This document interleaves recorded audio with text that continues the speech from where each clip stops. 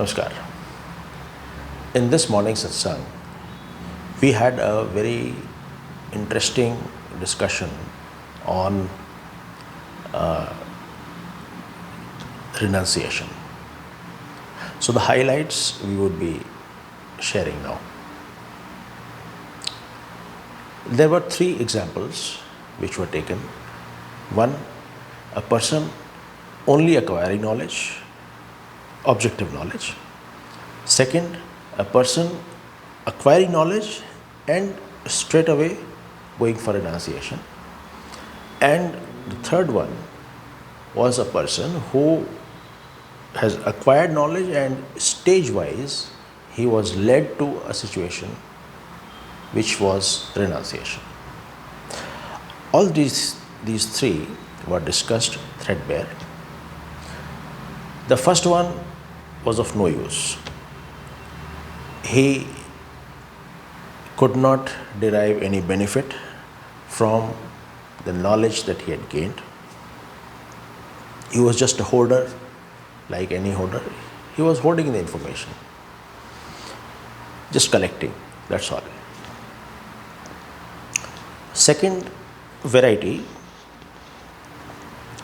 he came to know from somewhere that there's something called renunciation and it is very important. So he left this samsara and went to some cave in the Himalayas or Rishikesh or somewhere. He left his family, all the relatives, all the responsibilities, everything. Went there. Now this man, he is something like a half-baked cake. So half-baked cake is neither the raw material nor the final material. He is to be just dismissed. Because here he was a samsaric person. There he is a yogi, he is a seeker. So here he had one identity, there he has another. Here he had attachments to the objects, the people and various other things. There also he has attachments to relatives. He makes relatives there. He has got fellow seekers, he has got neighbors, he has got so many others. He makes relatives. He makes friends. He gets attached to various objects of his liking. There is just no difference between here and there. The third is a variety who is living here in this, very much in this world, and taking care of all his responsibilities. Whatever he is supposed to do, he is doing. He is transacting with everything, yet not getting involved, because over time he has come to know, he has realized that none of these things would be with him permanently and none of these would be giving him permanent joy. He has realized this. And post-realization that all these objects of senses, all that can be perceived by these five senses, is unworthy of being involved with. One can keep interacting but not involving. So he doesn't involve, and at this stage he develops something called dispassion. Dispassion for all such things. Now, when there is a dispassion for such things, the mind is relatively freer. all these sense objects, they are out. And the question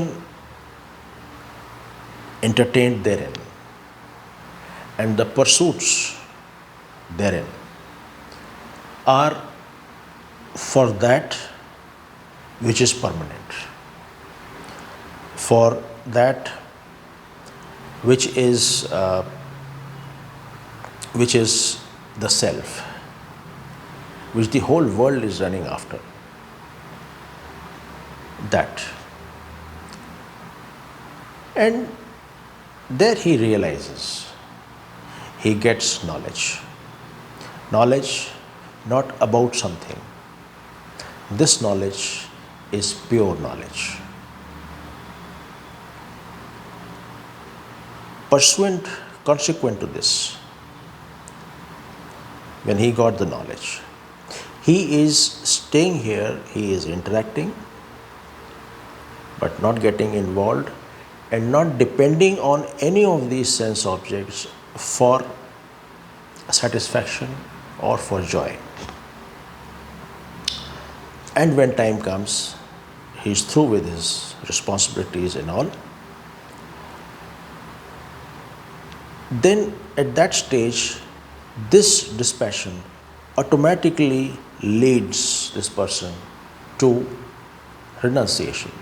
He doesn't have to renounce, it will automatically lead. As a result of his interacting on a daily basis with these objects of senses and questioning, he develops dispassion.